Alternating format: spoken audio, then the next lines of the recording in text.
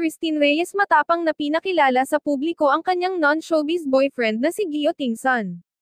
Isang malaking kontrobersyal para sa ilang netizens ang di umano'y agaw pansin sa mga ito ang di umano'y kumakalat na viral photo ng kapamilya actress na si Christine Reyes at bago nitong kalaguyo na si Gio Tingson na isang politician strategist. Sa pagkakataon naman na ito ay may ilang netizens naman ang siyang tumutol sa naging relasyon ng mga ito dahil nga daw sa bilis nitong ipagpalat sa iba si Marco Gumabaw. Patotsyada ng mga netizens sa actress, ang bilis talagang mag-move on ng mga artista.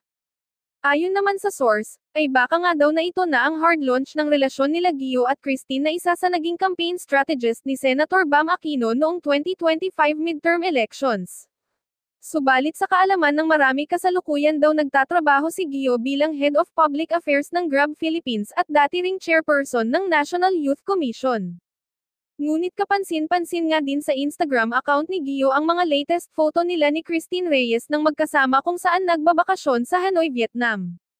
Ayon sa naging caption ni Gio, "Crossing the Red River at Thang-Long."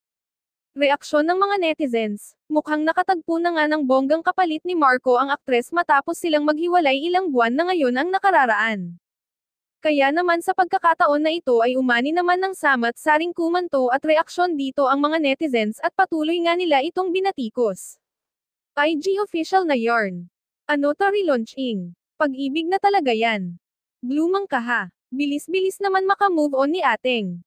Samantala nitong June 29, 2025 nga unang pumutok nga ang isyu at balitang ito matapos nga ibunyag ng showbiz columnist na si OG Diaz sa kanyang YouTube channel na may pinamagatang OG Diaz Showbiz Update. Ayon kay Mama Ogs kahit daw si re-electionist senador Amy Marcos ang inendorso ni Christine, nakipagmabutihan pa rin ito kay Gio na konektado naman kay Bam Aquino.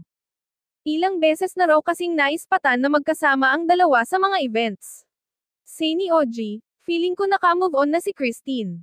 Subalit sa pagkakataon naman na ito ay tanging sina Christine Reyes at Gio Tingson nga lang daw ang siyang makakapagpatunay ng lahat ng ito kaya madami nga ding fans ng mga ito ang siyang patuloy na nakaabang sa magiging official statement ng dalawa ukol sa kanilang estado ng relasyon at wala naman daw umanong masama kung totoong magkasintahan na sila dahil both sides naman daw ay single ang dalawa at sa huli ay wala silang sinisira at tinatapakang tao.